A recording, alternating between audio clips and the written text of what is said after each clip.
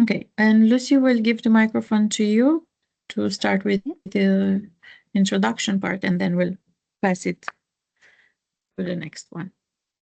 Okay, thank you very much, Adriana. Hello, everyone. Thank you very much for joining this session, this webinar dedicating to Erasmus Plus funding opportunities for the year to come, 2026. This session is organized by the Project Development Support Office of EU-CONEXUS, and I thank very much the colleagues who dedicated time to prepare it. They are here with us today, and I will introduce them to you. We'll please make sure that your micro, because we are quite a number of people today, so please make sure your micro is off. You can, along the presentations, you can of course raise questions and write them on the chat on Teams. But we will also have a dedicated time for questions and answers at the end of this webinar. So hopefully we'll have like 20-30 minutes for questions. So no worries, you will have the opportunity to raise them. After my short introduction, during which I will present Project Development Support Office and its role within EU-CONEXUS, you will have a full presentation by the colleagues of the Erasmus Plus program, its structure, how it functions, and particularly with a focus on main goals that can be interesting for you under this program, and that can be also interesting for our alliance. So you will, after this webinar, hopefully, Erasmus Plus funding opportunities will have no secret for you. So the Project Development Support Office, PDSO, is one of the first transversal offices created for EU-CONEXUS community. It was established in the framework of EU-CONEXUS Plus funding over the past 4 years, let's say, and it has 3 main objectives. Increase EU-CONEXUS capacity to win more EU funds, more European funds, in particular for research, but also for education and other spheres of higher education institutions. The second objective is to develop capacity building, exchange of knowledge and expertise in terms of project development.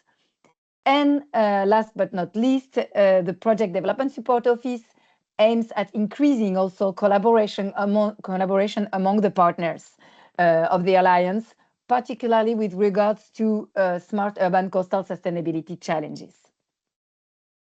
We are a group, the Project Development Support Office is a small group of people representing different partner universities. So myself, and I should have started with that, sorry, I haven't introduced myself when I started to talk, but my name is Lucie Bossel. I work in La Rochelle Université, and I'm the coordinator for this Project Development Support Office. And I have the pleasure to work intensively with other colleagues, Lino Gruber from La Rochelle as well, Adriana Sumanaru here with us, the lady who spoke first from Bucharest, our colleague from UTCB, and she's the one who initiated this webinar, so I thank her very much for that. And also we work with Bianca Matasariu, also from UTCB, and Christina Constantinidou from Frederick University. We are this group of colleagues working closely together. Just before finishing with this introduction, just a few information about what we do concretely as activities. Because you might ask yourself, oh, what Project Development Support Office can be helpful for me? Okay, so we organize and participate in trainings and information sessions. So of course, this webinar today is part of our activities, but we also organize blended intensive programs on EU funding or on EU projects, and you can see sometimes a promotion of these programs. We also do quite often, and more and more often actually, we support matchmaking between partners, between teachers, between researchers from different partner universities of the Alliance. For instance, after this session, if you think that you are interested in one specific call under Erasmus Plus program and you have a project idea, but you don't know with whom you could implement this project, and you are looking for partners, you can contact us directly, and we will try to find the best partner, the best person fitting to your project within other partner universities. We also try to facilitate collaboration between project development support structures of the Alliance through knowledge and expertise sharing. So it's more like discussion, meet different kinds of meetings where we share expertise, we talk to each other, between experts like project officers. We sometimes develop also specific programs to boost applications to European calls. We did it in the past in 2024 regarding Marie Curie postdoctoral fellowship. And our last main activity, is also the management of the seed funding call, which is an internal call for proposals to develop small-scale projects within the Alliance, but there is no open call at the moment. That's it for me. I think I will let the floor to Lino, I think, who will present, will give you an overview of Erasmus Plus program. Thanks, Lucy. Yeah, so we might go to the next slide just to see what the Erasmus Plus program is about. So it is the European program for education, training, youth and sport for the years 2021 to 2027. To be a bit more precise, the program has 3 specific objectives, which are detailed on this slide. But in a nutshell, it's all about promoting learning mobility, cooperation, innovation and policies at the level of individuals, but also organizations in the fields of education, training, youth and sport. We can go to the next slide and see how the program is funded and how it is managed. So it is funded and managed at the European level by the European Commission, which is the European Union's executive body. So the European Commission publishes annual programs. For example, this year, the new program was published a month ago on November 12. And to give a rough idea of the scale of this program, the overall indicative budget for the 7 years is around 26 billion euros, with 5.2 billion euros just for this 2026 edition. So you've got the program's centralized actions, which are managed directly in Brussels by the European Commission, more specifically by the Education, Audiovisual and Culture Executive Agency of the European Commission. But Erasmus Plus is also very prevalent at the national level, as the European Commission relies heavily on Erasmus Plus national agencies, which are in charge of implementing the program's decentralized actions. These terms, centralized, decentralized, might not make perfect sense for now, but my colleagues will elaborate while presenting the different calls. So yeah, who benefits from the program? What's usually really well known is the support that Erasmus Plus offers to individuals, teachers, staff from institutions, and of course, students. But while they can benefit from the program in the context of study, work placements, and training mobilities, they do not apply directly on their own to the Erasmus Plus program. They must be in touch with their institution.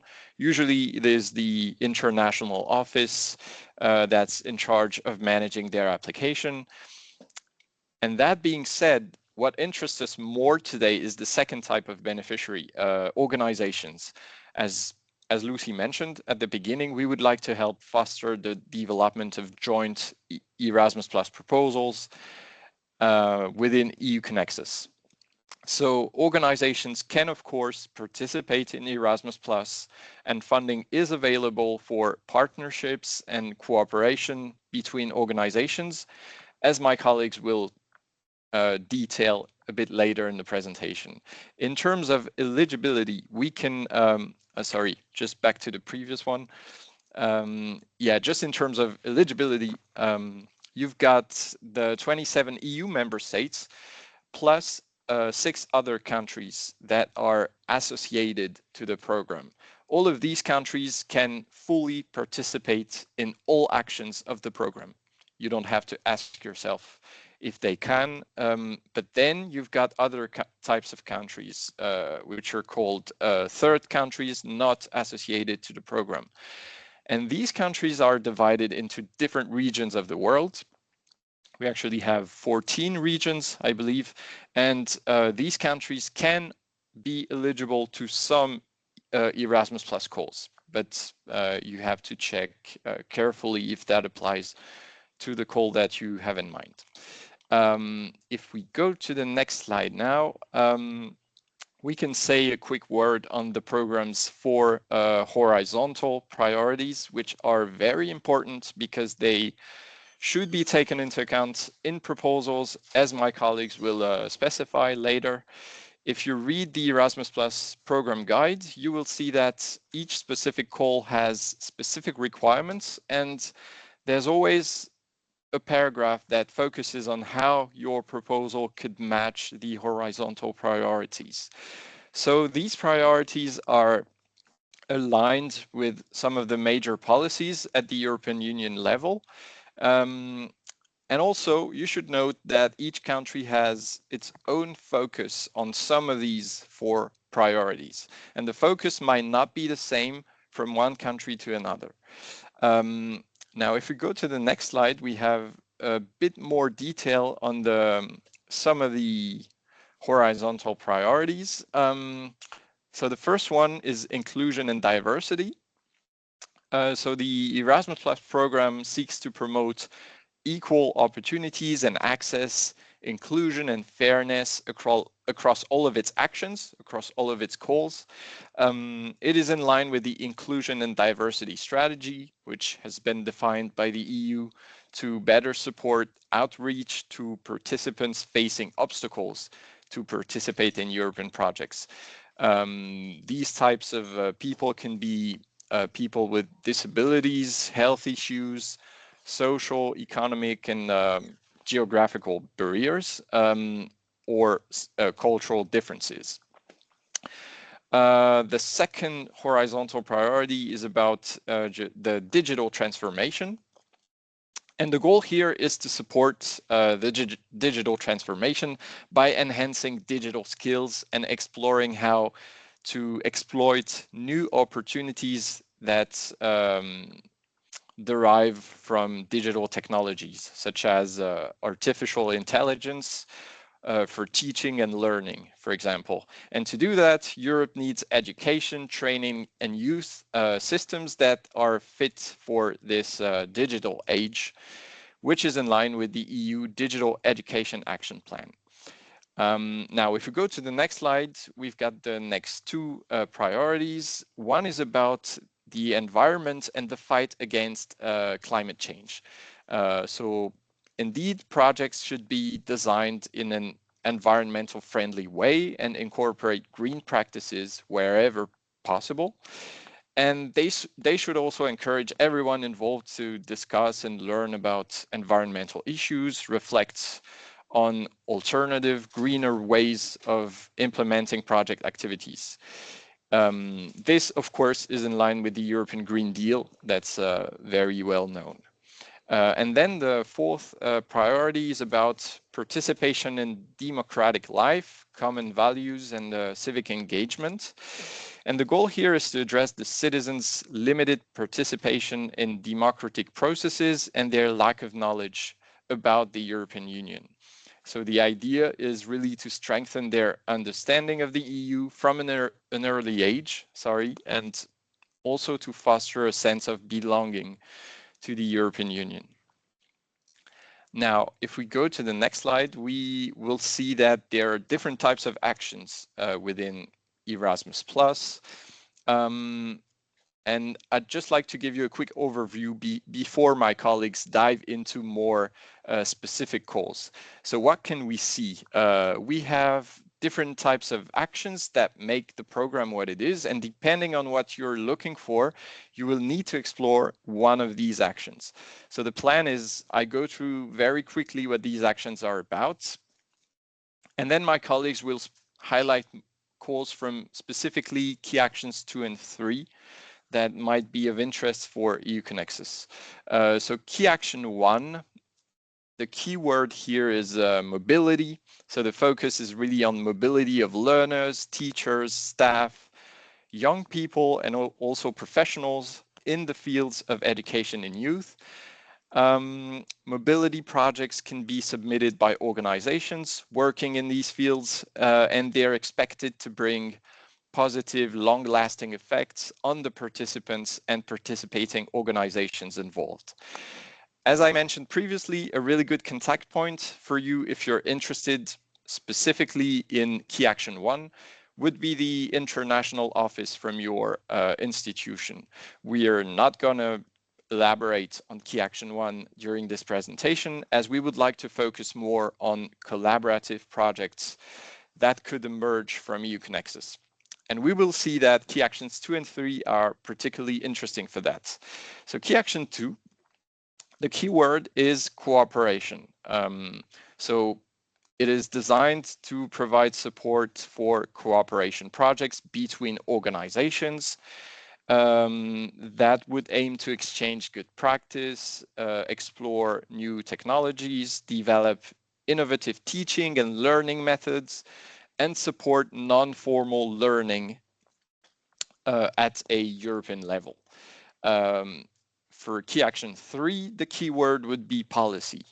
So the goal here would be to provide support to policy cooperation at European level, thus contributing to the development of new policies which can trigger modernizations and reforms at the European level in the fields of education, training, youth, and sports. And then you've got the Jean Monnet actions, which are a bit specific, and they offer opportunities in higher education and also in other fields of education and training, and they contribute to spreading knowledge about the European Union. Integration matters. So now that you've seen how the program is structured, you can hear about very specific calls. So I give the floor to, I believe, Bianca. Yeah, Yep. Thank you, Dino. So we'll take a look at cooperation partnership. Here, the actions supported under this key action are expected to contribute significantly to the priorities of the program and also bring a positive and long-lasting effects on participating organization, policy systems, and also organization and persons that are directly or indirectly involved in the organized activities. Under key action 2, we find different types of partnerships. So we have partnership for cooperation, and here are included cooperation partnership and small-scale partnership, partnership for excellence, including centers of vocational excellence and Erasmus Mundus Action, partnership for innovation, including alliances and forward-looking projects, capacity building projects, including higher education, vocational education and training, youth and sport, and of course, not-for-profit European sport events. For project developed under this key action, outcomes expected to emerge are innovative approaches, increased capacity and professionalism to work at European and international level, increased knowledge and awareness regarding sport and physical activity, increased awareness of sport in promoting social inclusion, equal opportunities, and healthy lifestyle. Along with outcomes, each project is expected to have a certain impact, a short-term impact should reflect in skill development. And here we talk about digital, entrepreneurial, green, or employability skills, social engagement, and professional growth. In terms of impact on the long term, we're looking at systemic change, like education systems aligned with labor market needs and the sustainability goals, inclusion and access, reinforced interaction between practice, research, and policy, and of course, support and help. Here, the aim is participation in sports for well-being, social inclusion, and sustainability awareness. Spotlight on key action to cooperation partnership is supporting the development, transfer, and implementation of innovative practices.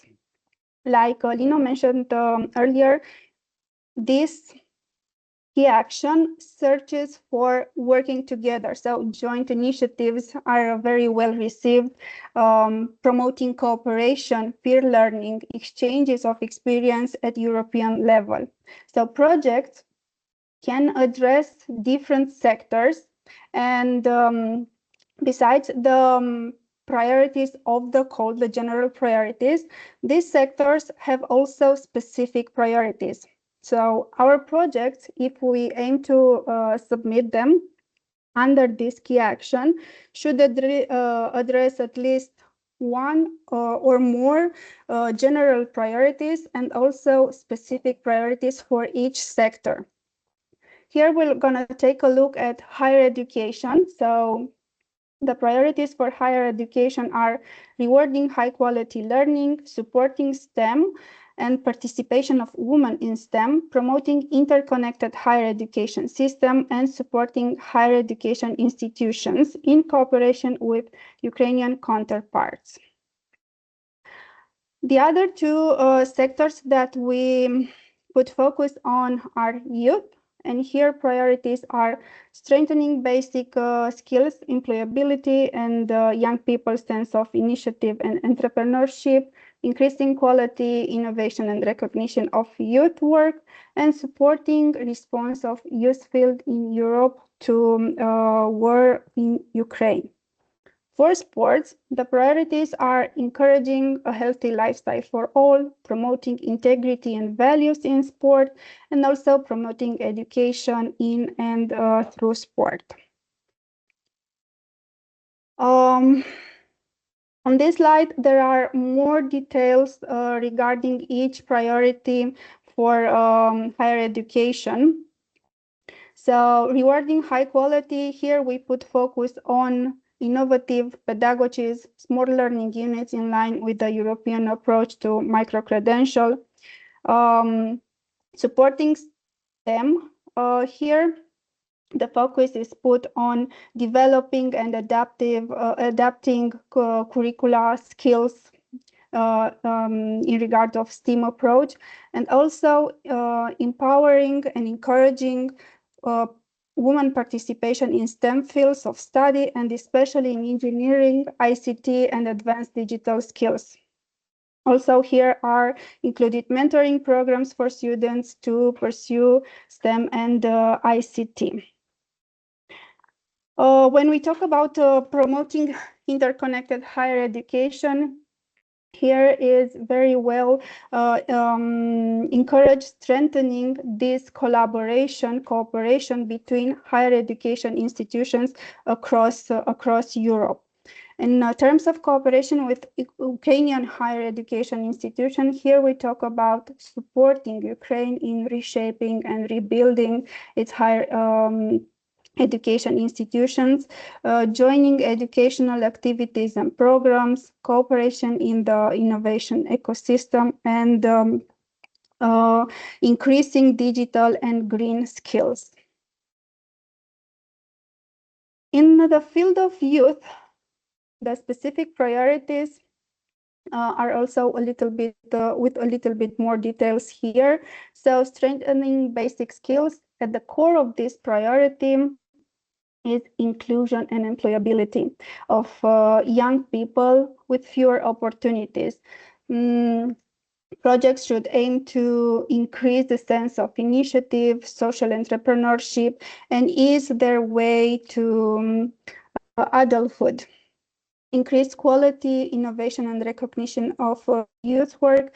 Here, projects are expected to address the recognition of youth work, to facilitate stronger links between policy, research, and practice in the youth field, and of course, supporting the response of the youth field in Europe to war in Ukraine. Here, we're talking about promoting inclusive youth work practices that support young people and youth workers fleeing the war in Ukraine, and strengthening organizational capacities both in Ukraine and in the receiving countries.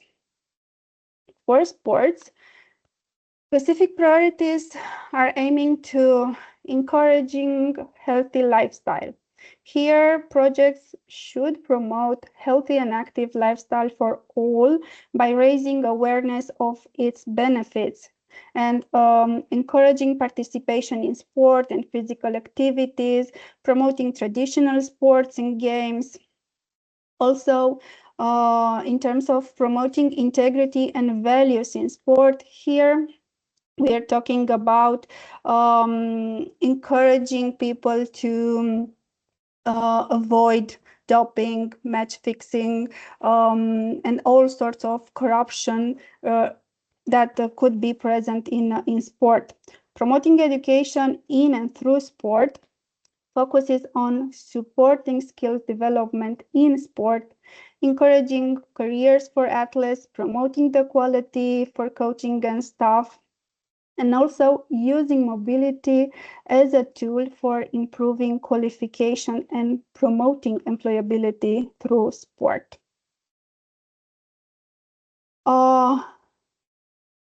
The main objectives for this action are increasing quality and innovation, and here we talk about improve the work, the activities and practices of organizations and institutions, and also open participation for new actors not traditionally included within a single sector.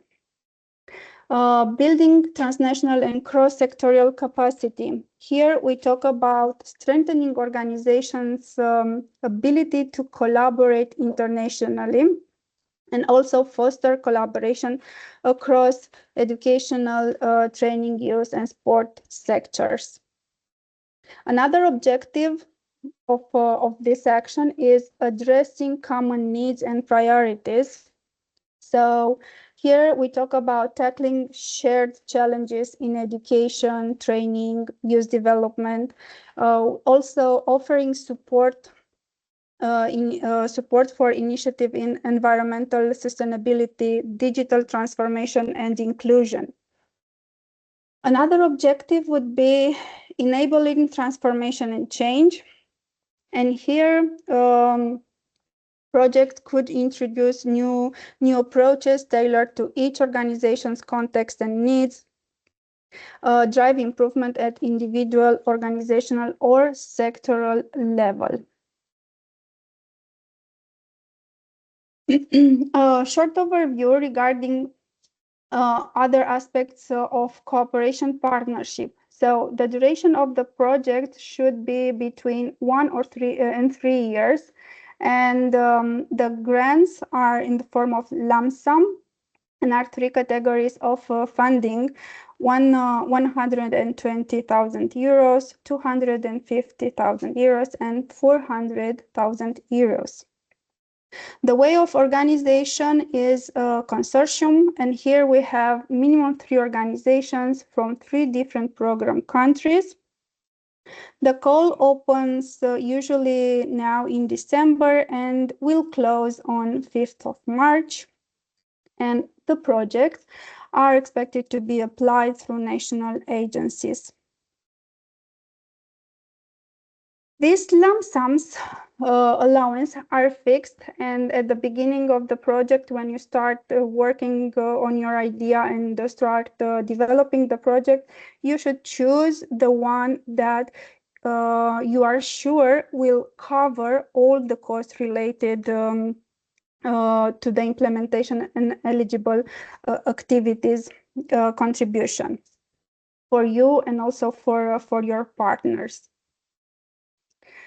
The other part is small-scale partnership, and here the objectives of the actions, so the project that could be applied as a small-scale partnership, are aiming to attract and widen access for newcomers, for those less experienced organization and small-scale actors to the program, supporting the inclusion of target groups with fewer opportunities, supporting active European citizenship, and bring the European dimension to the local level. Here we have also grants with fixed lump sum available. The amounts are smaller, so we have 30,000 euro or 60,000 euros. And this amount, of course, should cover all the project-related costs for you and your partners. In terms of deadlines for small-scale partnership, 5th of May is the deadline for projects that could be in the fields of vocational education and training, school education, adult education, youth, and of course sport. And if for the for the first part of vocational education, school education, youth, adult education could be organized around 2, then the deadline should be 1st of October 2026. Cooperation partnership. Here, depending on the applicant coordinator, there are 2 types of cooperation partnership in the field of education. So there are those submitted by European NGOs and those submitted by other organizations in the field, and these are managed by Erasmus plus national agencies. Here, projects should involve diverse partners to leverage their expertise, deliver high quality and relevant results. It is really encouraged great diversity of partners' experience. So, when you start working at a project, you'll have to take a closer look to horizontal priorities and specific objectives, and make sure that you address at least one horizontal priority, and also demonstrate alignment with at least one of the specific objectives for higher education. Partnership for excellence. And I think here will be Adriana, who will take. Thank you, Bianca. So my colleague presented to you the key action 2 partnerships for cooperation, and as Lino said, and you probably noticed that the application for this type of project is pertains to the decentralized part, right? You would have, I mean, the coordinator of the project would apply to its own national agency. So it's done through and is managed through national agencies from each country. And usually it goes to the, so the entity that is the coordinator of the consortium will apply to its national agency. Now, going forward to the partnerships for excellence, they are managed through so at centralized level through the agency from Brussels, and under partnerships for excellence who support projects with a long-term sustainable perspective. There are 3 types of partnerships that are supported here. Centers of vocational excellence that are not, I mean, we consider they're not of interest for our alliance, and we will not present today. Erasmus Plus Teacher Academies, again, same thing. I mean, this might be of interest for your own universities, and please do look them up because they have interesting activities supported. And they also contain the Erasmus Mundus actions that we all know, Erasmus Mundus Joint Masters and Erasmus Mundus design measures. And we will talk today about these two, and more specifically about Erasmus Mundus Joint Masters. So in this regard, what the European Commission is interested regarding Erasmus Mundus to support is new innovative transnational study programs at master level, jointly delivered and jointly recognized. And these are very important keywords, jointly delivered, jointly recognized by higher education institutions established in Europe and open to institutions in other countries of the world. And in our alliance, we do have such joint master example of joint master that we did, and we are going to apply again this year for the same program, the same joint master program that we have under EU-CONEXUS. Now, key objectives for this are to enhance institutional capacity by modernizing and internationalizing curricula and teaching practices, grow the attractiveness and excellence of European higher education and attract talent to Europe, and foster excellence and worldwide internationalization of higher education institutions. Now, if we are going to Erasmus Mundus Joint Masters, it supports high-level integrated transnational study program at master level, so the name says everything, and is delivered usually by an international consortium, as the EU-CONEXUS, of higher education institutions through institutional academic cooperation to showcase European excellence in higher education. So the excellence part is a very strong point. And if you are reading the details in the Erasmus Plus program guide, you will see there are a lot of details. So we skipped a lot of information today because there are hundreds of pages in this guide, but you will see how they will, if you go there, you will see how this project is or proposal is supposed to be constructed. And it's valid for joint masters and also for design measures as well. And it has very specific details in this regard. Okay, and also we should not forget about the mobility of all students taking part in the master, because this is another key element that the European Commission is looking at, and is part of the joint activities as well. And it also has funded scholarships, but we'll see in a minute how the budget is constructed for this.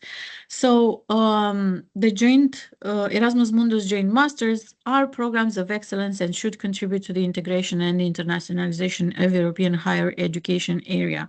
And you'll hear us mention few things or few guidelines or strategies or action plans that are at European level and are regarding the education part of the higher education institutions in our regard, but also everything that is financed through these programs. And one that I just mentioned is this European higher education area. You will find all of them referenced in the program guide, and it's very, very important that we see how they are named and that we are referencing them in the project when we develop our project proposal. Now, going forward to consortia and building consortia duration and budget of the project. So on short, the Erasmus Mundus Joint Masters develop high quality integrated masters programs with at least 3 universities from 3 different countries, and at least 2 of them have to be from Europe, have to be member states of European Union, and also they have to have this let's say it's like a certificate or emblema that you can put it this way. They have to be European Charter, have to have European Charter higher education stamp. Most of the universities that are applying on Erasmus Plus, they do have this. Just check to make sure. I mean, we rarely see those that they're not, but just check to make sure they do. And also, because other beneficiaries that are eligible here are third country associated to the program, or country not associated to a program, but they are considered eligible. They do not necessarily need to have this charter, this certificate, but they do have to respect the principles of this certificate and stamp of European Charter. Now, for the joint masters, the duration of the project is 74 months, and they do give us 74 months because they want to see implemented the master program, to have at least 2 iterations of the master program. So between 2 and 4 iterations of the master program, that's important. So that's why they are giving us 74 months. Now, how the budget is constructed in this regard, it has like 3 components. One is institutional contribution, the other one is individual student scholarships, and there are some top-ups for the students and for the student scholarships for individual needs of students with disabilities. So when we are going to calculate the budget for the project, we would have to add all these 3 elements, but also make sure we justify them. So for the institutional contribution, we have 750 euros per month, which is multiplied with the number of months of the joint master program that is implemented, so the implementation of joint master program, and also multiplied with the enrolled students for this program. And they do have a maximum where they cap the amount, and the maximum is 100. To this, we add the individual student scholarships that are up to 1,400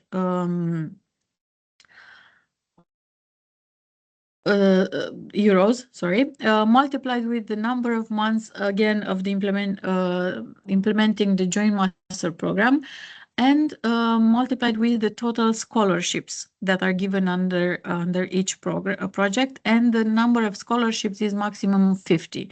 This being said, because some of the students are receiving scholarships and some of them not, so 50 is the maximum number. And then for the students who are with disabilities or have special needs or are from this certain area of vulnerable target groups, they do have a top-up of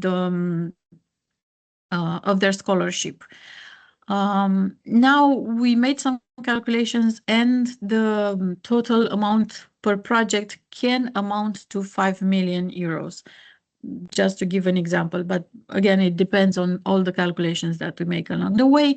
The call, as all of them, was open in November 2025, and the deadline of submission is on 12th of February 2026 at the European Education and Culture Executive Agency. So is centralized.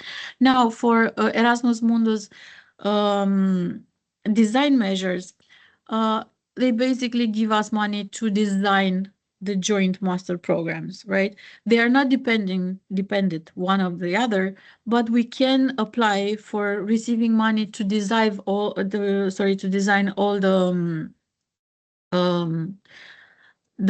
to design a joint master program if we want to. So the consortium has the same conditions, 3 universities from 3 different countries, and at least 2 of them have to be from European member states. And also the consortium could include third country associated to the program or an eligible third country that is not associated to the program, but they are always mentioned in the guide which are these countries, and they are mentioned by name, so please make sure to consult them. And the lump sum for this project, because it's a shorter project, is of 60,000 euros. Same deadline of application, 12th of February 2026. Sorry, yes, and let me see. You will find, so they're not shown right now in the presentation, but you will find information in the notes. So in the footnote of each slide where we consider that is more very important. Please make sure that you are consulting the program guide, and at page 282 you will find information about how each of these elements of the budget are more detailed and what you should consider in this regard. If we are moving forward to the Alliance for Innovation, Alliances for Innovation, there are also type of support for alliances, as the name says, and the application again is centralized, so is managed by the by the European Education and Culture Executive Agency. So, what are they looking for in alliances for for innovation? Sorry. So, first of all, to strengthen Europeans' innovation capacity, right? So they are focusing mostly on attracting talent and developing skills. So, a big focus right now is the digital competences in all jobs profiles across the entire labor market. And when they say digital, of course, they are starting with the AI, because AI is so present on the labor market right now that they do want to see it included in all the jobs. Well, where it already started. So training people to include this in their job profile and in their skill set. Also, changes to qualification and national education and training curricula to meet emerging professional needs for green skills and sustainable development. And basically, they include what we said previously. So make sure that we include the digital part here, but also all the sustainable development and the steps that were made forward at the European level in this regard, and that they need to be included because not all the qualifications or the jobs were transitioning towards this new development. And also another focus is accelerated adoption of new technologies across all sectors of our economy and society, and boosting STEM skills and talent. Now, alliances for innovation, they are divided in two. Well, there are actually three, but we considered only two of them because two of them are of interest for our alliance. So in three lots, they are divided in three lots. We are looking at lot 1 and lot 2. Lot 1, it's alliances for education and enterprises, and lot 2 is alliances for sectoral cooperation on skills. And they are saying implementing blueprint, and the university are usually called blueprint higher education institutions.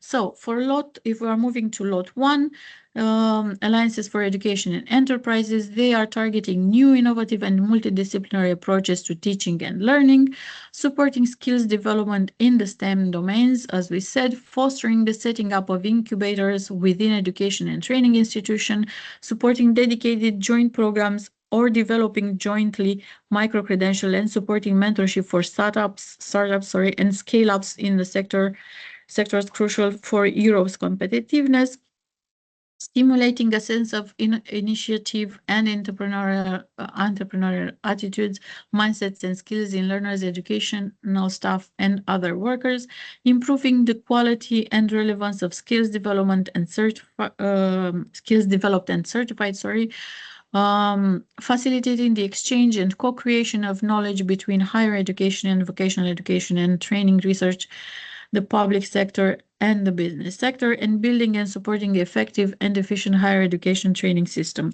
And I'll make a parenthesis here before moving a little bit forward, because starting this past year, the European Commission decided to split or make the division between research-funded program and education-funded program more clear.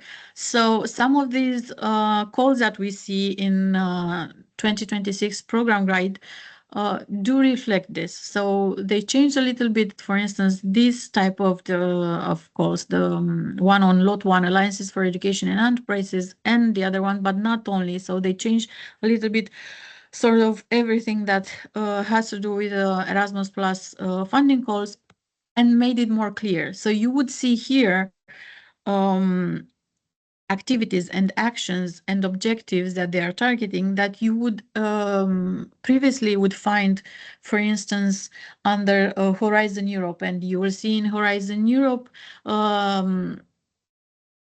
but that they were pertaining to the education side of things, so they brought them here, and they divided more the part of education from the research one. So even if they are referring to research, for instance, here, they are referring to the educational part of things. So, for instance, this list is reflective of that. And if we are moving forward to Lot 2, Alliances for Sectoral Cooperation on Skills, they are aiming at new strategic approaches and cooperation for concrete skills development solutions, both in short and medium term, to support the development of sector skill strategies, as well as the revision and development of job profiles and of related training programs, tackling skill gaps on the labor market that are supporting growth, innovation, and competitiveness in specific sectors or areas, and same both on short and from short to long-term strategies and actions, and support the design and delivery of transnational education and training content. Now, there are a lot of things that are mentioned here, and among them, talking about those strategies and action plans that I was talking, they are talking about the Pact for Skills, which was launched under European Skills Agenda in 2020. And what they are saying basically is that alliances should base their proposals on existing work of centers of vocational excellence, of regions implementing smart specialization strategies, of European cluster partnerships and knowledge and innovation communities, the KICs that we also know from all our discussions in the alliance, and of the European Institute of Technology. You probably are also familiar with this, and the funding that is supported by the European Institute of Technologies, that it supports research. And we, for instance, it's a call that we are targeting now, I know, in the alliance, and it's a very prestigious one, but a very stressful and heavy one as well. So everything that is active in the same industrial ecosystems, and you will see that European Union is very found, and the trend is to go support more ecosystemic actions or contribution to ecosystemic actions and certain ecosystems than just single actions for a single country or a singular university and all of them put together. So it's more towards building ecosystems, and this is very important to keep in mind when you develop your project proposal. Now, if we are going to the consortia building duration and budget, so we put them in parallel because we thought it would be easier. The number of countries, so the number of entities and partners that we have for both Lot 1 and Lot 2. So the minimum number of partners for Lot 1 is 8, and the minimum number of partners for Lot 2 is 12. And they can be from 4 different European countries, or 8 different for Lot 2, 8 different European countries. I mean, the same thing applies with the others. Now, out of these, we would have to have 3 and respective 5 labor market actors. And when I say labor market actors, we are referring to enterprises or companies that are representing intermediary organizations. So we can include chambers of commerce, trade unions, or trade associations as well. Then out of those 8 and respective 12 education and training providers, and this is where we come in, we have to have 3 of them for Lot 1 and 5 for Lot 2. and of which at least one higher education institution for each of the lots and one vocational education or training provider for each of them. Now, regarding the budget for lot 1, it depends on the duration of the project. So the one, if we have a project for 3 years, the budget will be 1 million euro. If we have a project for 3 years, the budget can go up to 1.5 million euros. And for lot 2, the duration of the project recommended is 48 months and 4 million euros. And the deadline of application in this regard is March 10, 2026. And I'll give the floor back to my colleague Bianca for the capacity building in higher education. Thank you. Let's take a quick look at what capacity building in higher education institutions. So projects here look to improve higher education institutions and their system through multilateral cooperation between Erasmus and third country institutions. If you remember, Lino mentioned them at the beginning, and also stimulate activities and outcomes that are beneficial to higher institution and system, and of course, higher institution and system in the third countries. As an overview, the capacity building in higher institution looks to strengthen these institutions in partner countries by enhancing their quality, accessibility, and modernization. Here, the key goals are to foster cooperation between Erasmus Plus program countries and third countries. Also, address challenges in education system such as governance, inclusivity, and employability, and promote European Union values through people-to-people contacts and intercultural dialogue. Under this key action, capacity building in higher education institution, we have 3 types of projects or strands, as you might find it in the guide. So we have fostering access, and here they aim to improve opportunities for participation in higher institution, partnership for transformation. Here the aim is to modernize higher education institution systems and align them with labor market needs. This is something you've heard a lot, aligning with labor market needs. This is direction that need to be addressed in 2026. And the third type of project or strand is structural reform. And here we look at supporting systemic changes and policy development. In terms of funding, activities, and impact. So here for each type of project, there is a certain amount. So fostering access, we have between 200,000 euros and 400,000 euros, and the duration of the project could vary between 24 and 36 months. For partnership for transformation, the budget is between 400 and 800,000 euros, and the duration is also 24 up to 36 months. The structural reform, here the budget varies from 800,000 euros to 1 million euro, and the duration is between 36 to 48 months.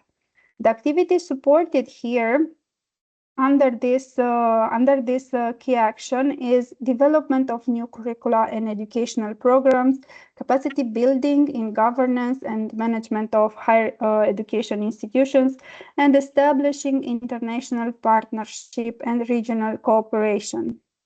So again, it's a lot about working together and creating, developing, innovating activities connected to education.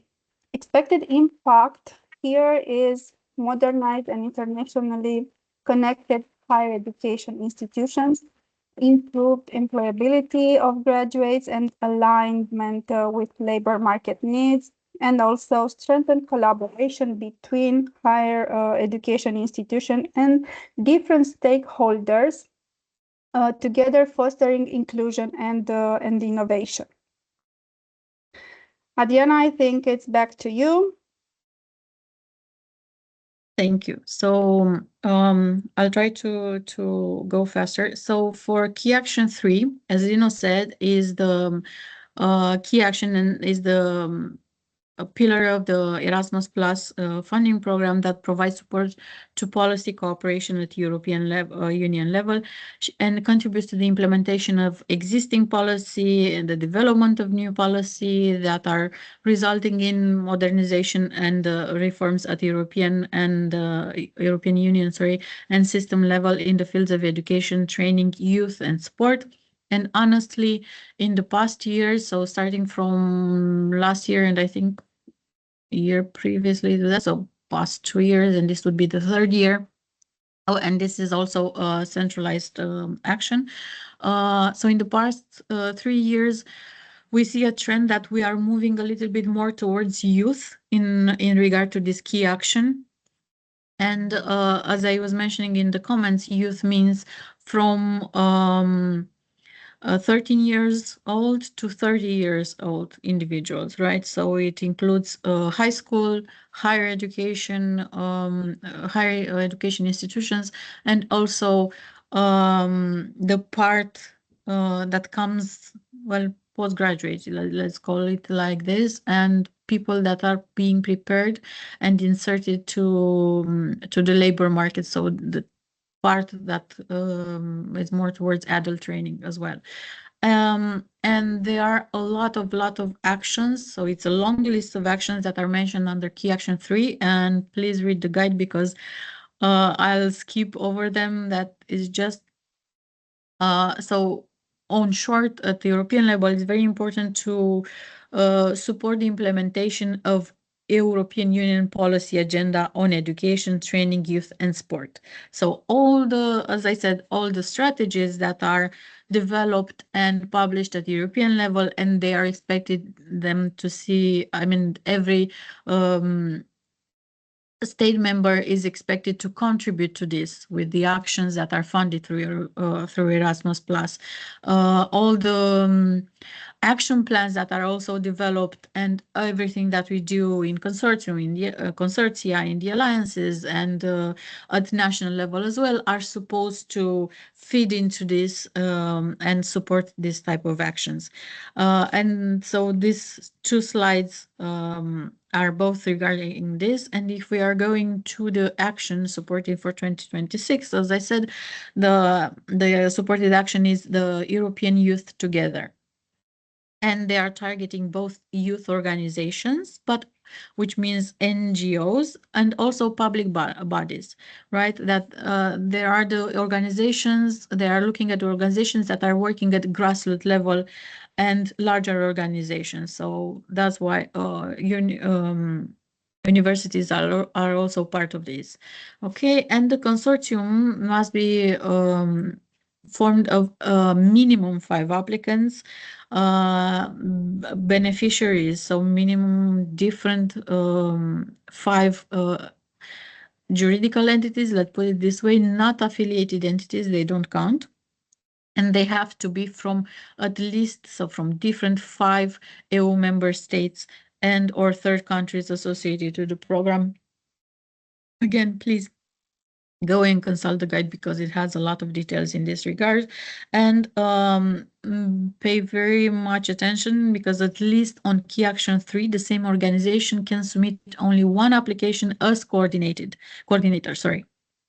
which is not the case on key action 2, for instance, but here they are looking at this and they are very they're very strict in this regard. Now, the activities that are supported here, the development and implementation of EU youth strategy, as I said, policy formulation involving a variety in tradition and digital channels, facilitate the development of partnerships and networks, enabling participation and access for grassroots NGOs and youth movements, mobility activities for young people who may form a key component of the European Youth Together project. So please just remember that all the activities that we put under this project have to have this component of policy, of public policy, or piloting public policy or something in this direction, and issuing a type of paper or document, like, I don't know, a white paper, for instance, a minimum, a white paper in this regard. Now, regarding the duration of the project, it has 24 months. You can have extensions, but they have to be really well argued. The deadline is 26th of February, 2026, and the maximum contribution per project is 500, so 500,000, but just pay attention that here we have an 80% contribution. So they are financing 80%, and we would have to, the consortia would have to come up with the 20% contribution as well. Now, in the past years, again, the Jean Monnet actions, which are separate from the first key actions that we mentioned before, key action 1, 2, and 3. There are also Jean Monnet actions. They are separate from that one. Their specific is that the application, it regards one single entity, but it has a lot of policy support for policymakers as well. So there are a lot of actions. We are looking, of course, today for Jean Monnet actions in higher education, and they are supporting teaching and research. This is the part that is again on the border of education and research, and is meant to help universities to support some of the activities that are at that border and that needs more support from than they have from different and specific calls. So they are looking at promoting excellence in teaching and research in the field of European Union studies. They want to foster dialogue between the academic world and the society. They want to generate knowledge and insights in support of EU policy making, and reach out to a wider public and spread knowledge about the European wider society.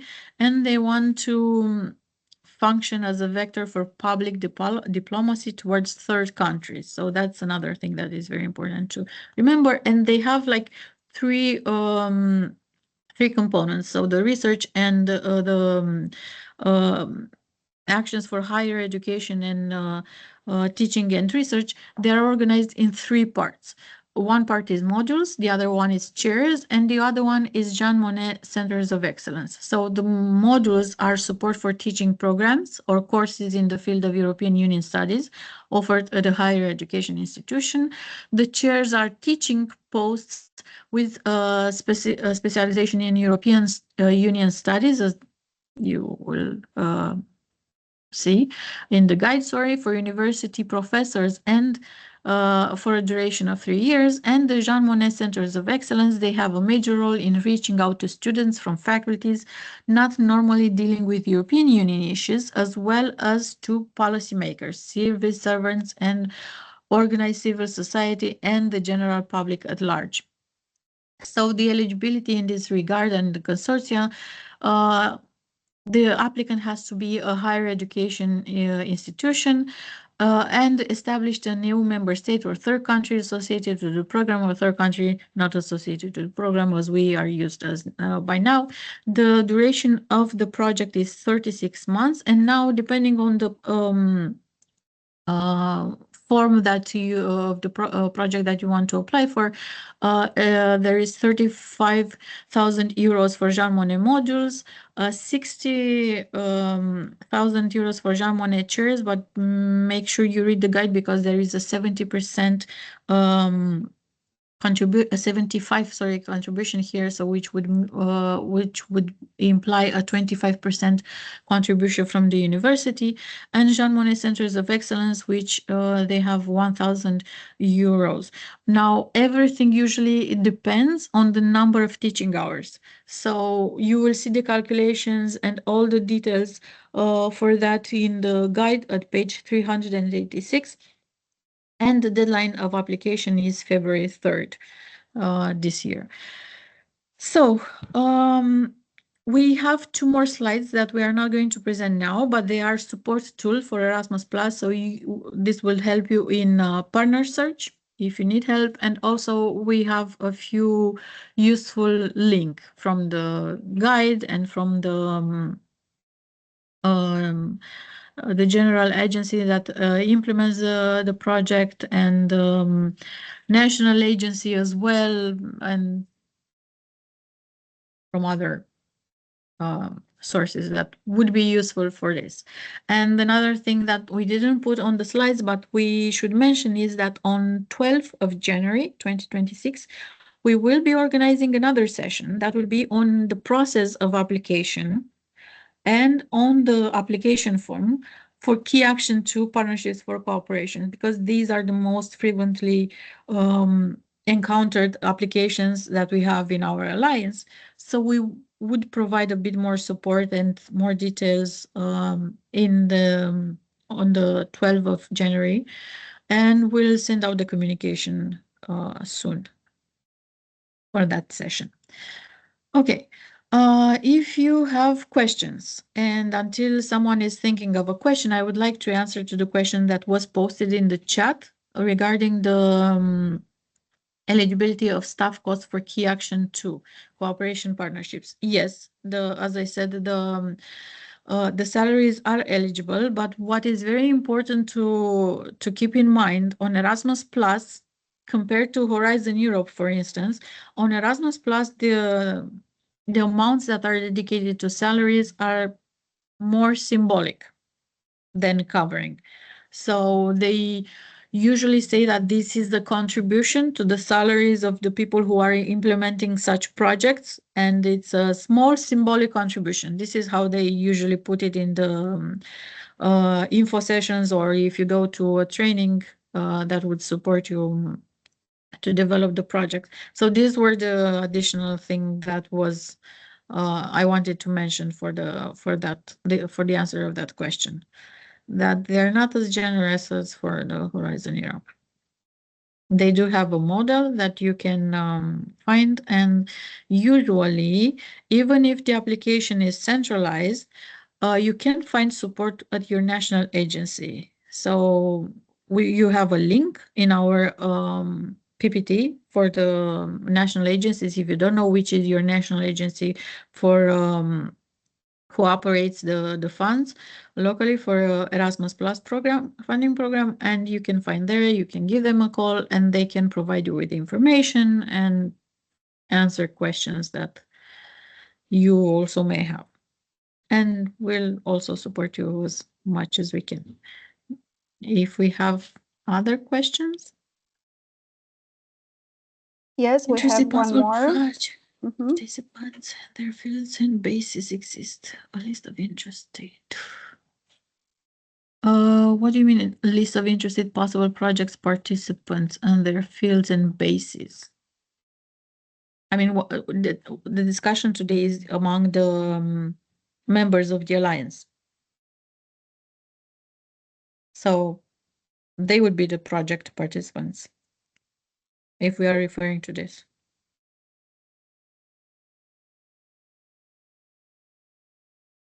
And the answer to the last one is yes. Rebecca.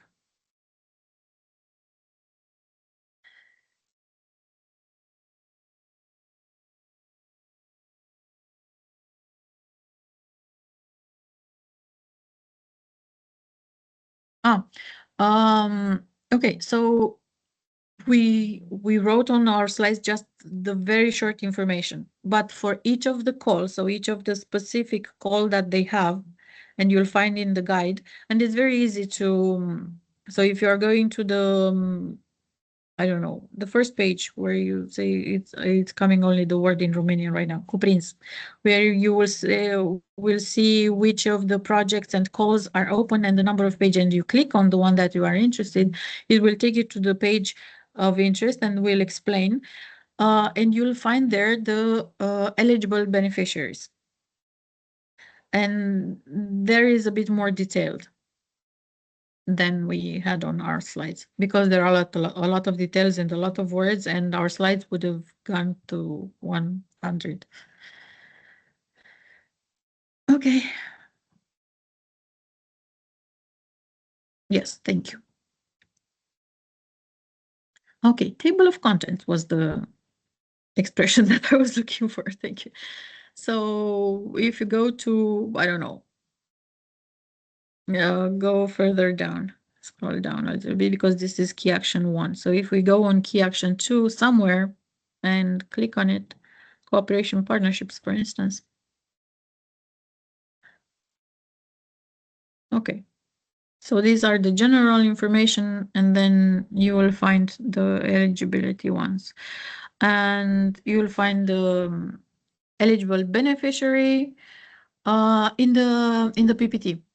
There is a link with the 2026 Erasmus Plus program guide, and it will take you to a page on ECA, which will give you access to this program guide in many languages, all the member states' languages, and you can download it in your own language if you want, and you can read there. And again, very careful to read that, because they have a lot of details there. They will give you the eligibility criteria for beneficiaries, for activities, for impact, for everything that you need. And also they are providing us, not only you, with an evaluation chart. So you also have an evaluation sheet or table, and you will see what they are considering and how the points are allocated for a project proposal. I think that that's also important. Again, was no time to put it here. We'll mention it a little bit in our session in January.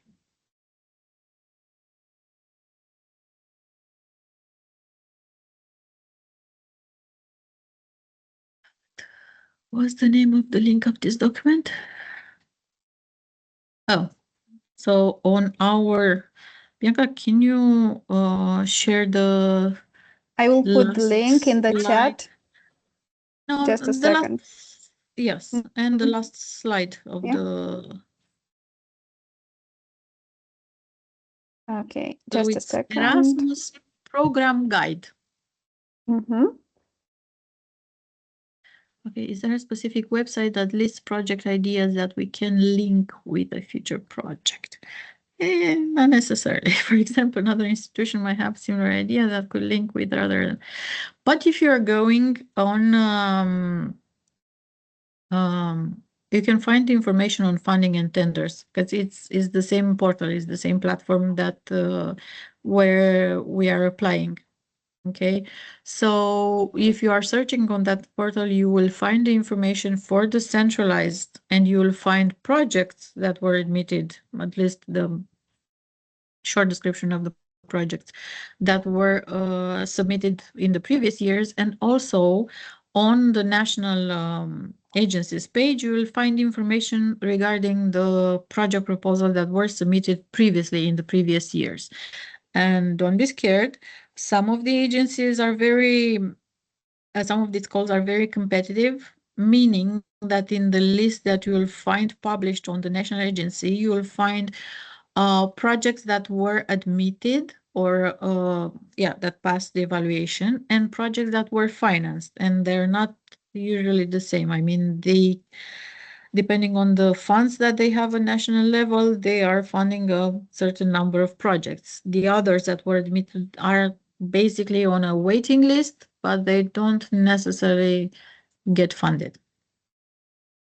It rarely happens.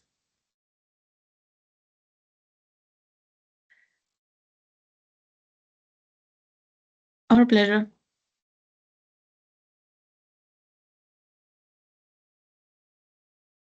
So if we don't have any more questions, I think we can stop here. At least I'll stop the recording of the